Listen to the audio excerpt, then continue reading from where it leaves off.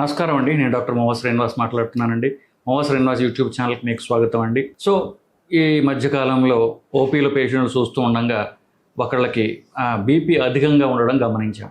So అతనికి BP ఎక్కువగా ఉందయ్యా, నేను ఆల్రెడీ మనం 2-3 సార్లు చూసాం, ఇవాళనే బీపీ ఎక్కువగా ఉన్నది కాబట్టి మీకు ఈ జాగ్రత్తలు తీసుకోండి, ఇవి చేయండి, ఒక నెల రోజుల తర్వాత మీకు స్టిల్ బీపీ ఎక్కువగా ఉన్నట్లయితే మనం మందులు మొదలుపెట్టాలని చెప్తే, నాకు బీపీ ఉండొచ్చని మీరు అంటున్నారండి, కానీ అసలు నా బాడీలో ఏమి చేంజెస్ లేవు, బీపీ ఉన్నట్టు నాకేమీ తెలియట్లేదు అసలు, కానీ మీరేం బీపీ ఉందని ఎందుకు అంటున్నారు అని ఒక రకంగా అప్సెట్ అయినట్టుగా ఆయన కనిపించాడు. సో ఎక్స్ప్లెయిన్ చేయడం అంటూ జరిగింది. ఒకటి. రెండు, బీపీ అనేది షుగర్ అనేది కానీ ఈ రెండు ఉన్నా అది ఉంది అని మనకు తెలిసిందంటే కాంప్లికేషన్ ద్వారా మాత్రమే మనకు తెలుస్తుంది. షుగర్ ఉన్న వాళ్ళల్లో అయితే కనీసం ఒక 40 నుండి 44% మందికి కాంప్లికేషన్స్తో ప్రజెంట్ అవుతారు. హార్ట్ అటాక్ రావడము, ఏదో వస్తుంది. తీరా చూసుకుంటే వాళ్ళకి షుగర్ ఎక్కువ ఉంటుంది, అండ్ షుగర్ ఇవాళ ఎక్కువ లేదు, కొంతకాలం నుంచి ఉంది, వీళ్ళకి తెలియలేదు. బీపీ కూడా అంతే. సో బీపీ అనేది జనరల్గా మనకి తెలియకుండా మెల్లగా పెరుగుతూ ఉంటుంది. జనరల్గా ఒక 40 సంవత్సరాలు దాటిన తర్వాత బీపీ పెరుగుతూ ఉండడం చూస్తూ ఉండొచ్చు. ఎప్పుడైతే బరువు పెరుగుతారో దాని ద్వారా బీపీ పెరుగుతూ ఉండడం అనేది జనరల్గా రెండు సమాంతరంగా జరుగుతూ ఉంటాయి. దగ్గు ప్యారలల్లీ, హ్యాండ్ ఇన్ హ్యాండ్ అంటారు. సో లావుగా ఉన్నవాళ్ళు అంటే 30 ఏళ్ళ తర్వాత బరువు పెరగడం మొదలెడతారు, బీపీ కూడా పెరుగుతూ ఉంటుంది. సో ఇది మనం బరువు పెరుగుతున్నాము అంటే బీపీ పరీక్ష చేయించుకోవాలి అనేటటువంటిది మరి చూసుకోవాలి. బీపీ ఒక్కసారి ఎక్కువ ఉన్నట్టుగా ఉంటే అది కంటిన్యూస్గా నాకు బీపీ జబ్బు వచ్చేసింది అని కూడా మీరు టెన్షన్ పడాల్సిన అవసరం లేదు. బీపీ అనేది ఫస్ట్ టైం ఎక్కువ కనిపించినట్లయితే అప్పుడు బీపీని ఏం చేస్తామంటే అతన్ని ఒక పావుగంట కూర్చోమన్నట్టుగా చూసి కనీసం 3 సార్లు బీపీని పరీక్ష చేసి చూస్తాం. మొదటిసారి కంటే రెండోసారి తక్కువ ఉంటుంది, రెండోసారి కంటే మూడోసారి ఇంకా తక్కువ ఉంటుంది. ఆ మూడో దాన్ని మాత్రమే మనం ప్రామాణికంగా తీసుకోవాలి. ఇట్లాగా 2 సార్లు జరగాలి. ఇలా మూడోసారి 2 వేరే వేరే రోజుల్లో ఎక్కువ ఉంటే అప్పుడు నిజంగానే బీపీ ఎక్కువ ఉంది అనుకోవాలి. అది కూడా హాస్పిటల్ సెట్టింగ్లో కాదు, ఇంట్లో కానీ ఇంటి దగ్గర ఉన్నటువంటి ఎక్కడన్నా వ్యవస్థ ఏమన్నా హాస్పిటల్ కానీ ఆర్ఎంపీల దగ్గరే కానీ ఇట్లాంటి దగ్గర మీరు బీపీ పరీక్ష చేసుకుని అప్పుడు మూడో బీపీ 2 రోజుల్లో ఎక్కువగా ఉంటే అప్పుడు మీకు బీపీ ప్రాబ్లం ఉన్నది అని లెక్క. నాకేంటండి బీపీ రావడం ఏంటండి, డాక్టర్ మందులు రాశాడు, నేను వాడలేదండి, నాకేం ప్రాబ్లం లేదు కదా, సో పక్కన పెట్టాను, నా పనిలా చేసుకుంటూ ఉన్నాను, ఇలా అనుకుంటూ ఉంటారు. అలా అనుకునే వాళ్ళకి ఈ వీడియో ఉద్దేశింపబడింది. సో ఇప్పుడు బీపీ ఉంటే శరీరంలో జరిగే మార్పులు ఏమిటి, ఈ వీడియో దానికి ఉద్దేశింపబడింది. మాకు తెలిసిన ఒక ఆవిడ ఉండేవారు. ఆవిడకి చదువుకున్న ఆవిడ బ్యాంకులో మేనేజర్గా చేసి రిటైర్ అయ్యారు. ఆవిడకి ఎప్పుడూ వచ్చిన బీపీ 120-170 ఉండేది.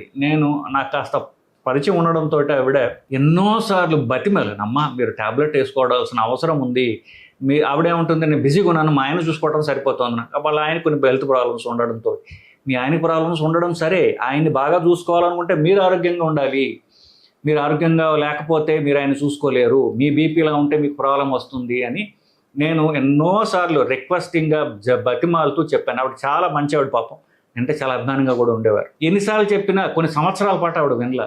సడన్గా ఒక 2 సంవత్సరాల తర్వాత ఆవిడ పక్షవాతంతో మా దగ్గర రావడం జరిగింది.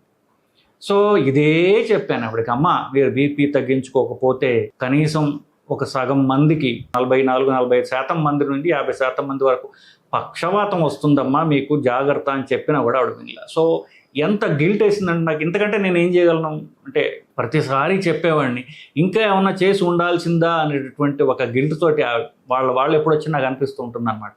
సో బీపీ ఉన్నట్లయితే వాళ్ళల్లో 50% మందికి ఊపిరితిత్తుల్లో నీరు పడుతుంది, గుండె గట్టిపడిపోతుంది. ఇప్పుడు బీపీ ఉన్నప్పుడు ఆ మెకానిజం తర్వాత చెప్తాను లేండి. సో బీపీ ఉన్నప్పుడు ఆ బీపీని అధిగమించి గుండె పనిచేయాలి. ఇప్పుడు గుండె నుంచి వచ్చే ట్యూబ్ ఒకటి ఉంటుంది, అదే పెద్ద మేజర్ ధమని, బృహత్ ధమని అంటారు తెలుగులో.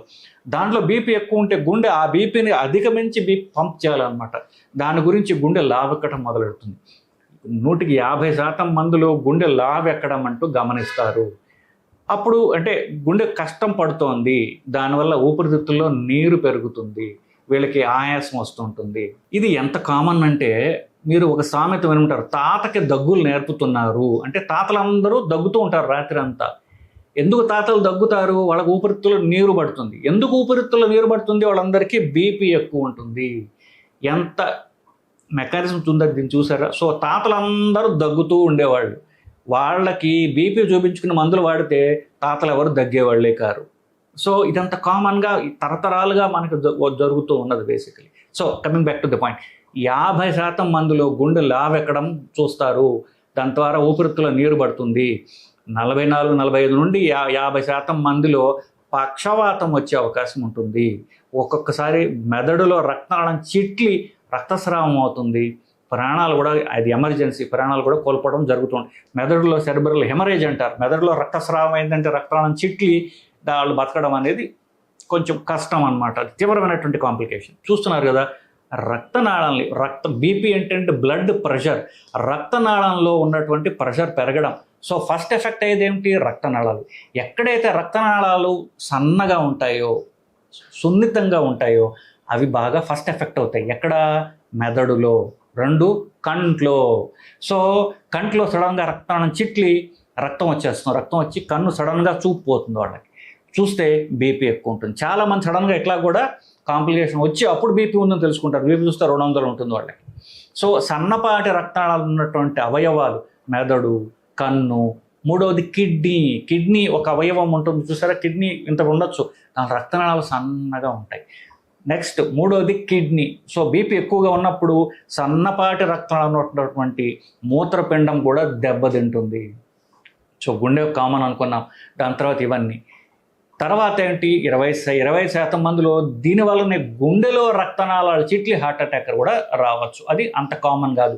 సన్నపాటి రక్తనాళం ఉన్న చోట ఎక్కువ కామన్గా రక్తనాళాలు చిట్లుతాయి, కంట్లో, మెదడులో, ఇట్లాంటి చోట. గుండెలో కూడా 25% మందికి సడన్గా హార్ట్ అటాక్ కూడా వచ్చేటటువంటి అవకాశం అంటూ ఉంటుంది. సో చూసారా, ఇప్పుడు రక్తపోటు ఉంది, బీపీ ఉంది, నాకేం తెలియట్లా, వస్తే చూద్దాంలే, ఏదో డాక్టర్ చెప్తాడు, నా వయసు ఇంకా చూస్తే 45-50 ఉంది కదా, మా అమ్మకి, మా నాన్నకి, మా తాతకి 70 ఏళ్ళకి బీపీ వచ్చింది, నాకెందుకు వస్తుంది అనేటటువంటి అమాయకత్వంతో ఉండే వాళ్ళకి ఈ ప్రాబ్లమ్స్ రాగలవు. వస్తే అన్ని ప్రాణాంతకమైనవి అని తెలుసుకోవడం అనేది ఎంతో ముఖ్యం. కిడ్నీ ప్రాబ్లం, బీపీ వల్ల కిడ్నీ ప్రాబ్లం వస్తుంది. కిడ్నీ ప్రాబ్లం వస్తే మళ్ళీ బీపీ పెరుగుతుంది, ఇంకా అది ఒక విషవలయంలాగా తయారయ్యి కిడ్నీ ప్రాబ్లం డౌన్ హిల్ వెళ్తుంది. కిడ్నీ ఫాస్ట్గా అది డిటోరేట్ అయిపోతుంది. సో కిడ్నీ ప్రాబ్లం అవాయిడ్ చేయడం మంచిది. కిడ్నీ ప్రాబ్లం స్టార్ట్ అయిన వెంటనే ఫస్ట్ చేయాల్సిన పని బీపీ కంట్రోల్లో పెట్టుకోవడం.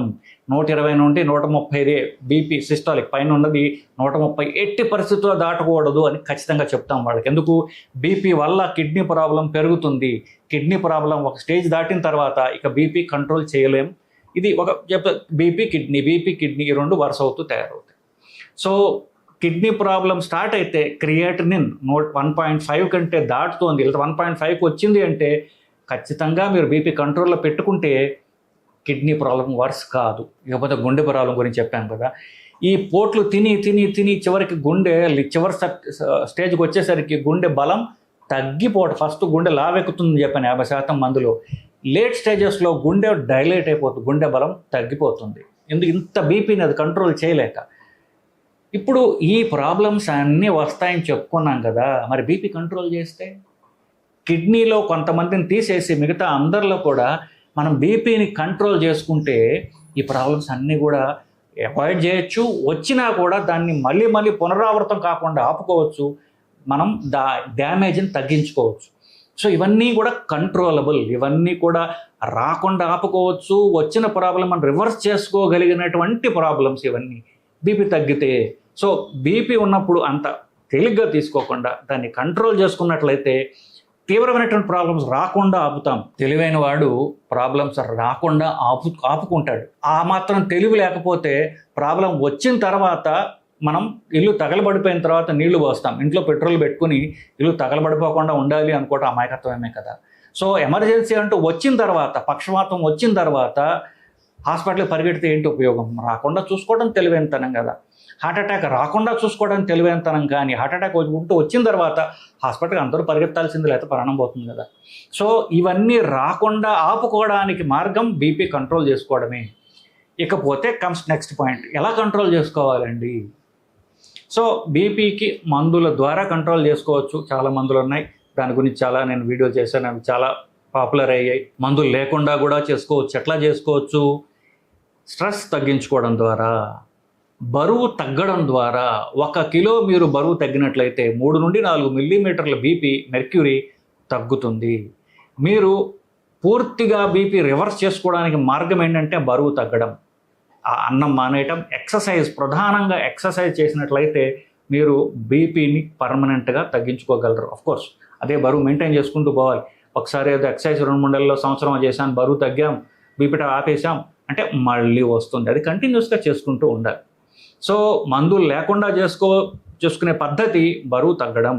సో నెక్స్ట్ది మందులు వేసుకోవడం, ట్యాబ్లెట్లు రెగ్యులర్గా వేసుకోవడం. ట్యాబ్లెట్లు ఎట్లా వేసుకోవాలి అనేది దానికి వేరే వీడియో చేశాను. సో దానికి ఎలా వేసుకోవాలి, ఎప్పుడు పొద్దున వేసుకోవాలా, రాత్రి వేసుకోవాలి, దీని గురించి నేను పోదలుచుకోలేదు. వీడియో ఉంది, దాని గురించి మీరు ఇంటర్నెట్లో చూడండి. సో బీపీ కంట్రోల్ గురించి మనం మాట్లాడుతున్నాం కాబట్టి బీపీ కంట్రోల్ ఫస్ట్ డయాగ్నోసిస్ అయిందా, డయాగ్నోసిస్ అంటూ అయితే బీపీ నేను చెప్పిన ఎలా డయాగ్నోసిస్లో చెప్పాను. 3వ బీపీ 2 రోజుల కంటే ఎక్కువగా ఉన్నట్లయితే బీపీ ఉన్నట్టు. అప్పుడు వెంటనే మేల్కొని మీరు వెంటనే బరువు తగ్గే ప్రయత్నం చేయాలి. 2 నెలలు కనీసం చేయాలి. అప్పుడు కూడా బీపీ తగ్గకపోతే ట్యాబ్లెట్లు వేసుకోవాలి, ట్యాబ్లెట్లు మొదలు పెట్టాలి. ట్యాబ్లెట్లు వేసుకుంటూ అప్పుడు మీరు డైట్, ఎక్సర్సైజ్, బరువు తగ్గే ప్రయత్నాలు కంటిన్యూ చేయండి.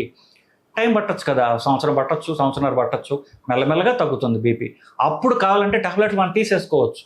సో ట్యాబ్లెట్లు మొదలు పెడితే జీవితాంతం వేసుకోవాలి అని అది ఒక తల మీద కొట్టినటువంటి బ్రాండ్ అనుకోవద్దు. మీరు ట్యాబ్లెట్లతో పాటుగా మీరు బరువు తగ్గే ప్రయత్నం చేస్తూ ఉన్నట్లయితే ఏదో ఒక స్టేజ్లో మనకి బరువు తగ్గి, బీపీ తగ్గి, ట్యాబ్లెట్లు తగ్గించుకుని ఆపేసే అవకాశం కూడా ఉండొచ్చు.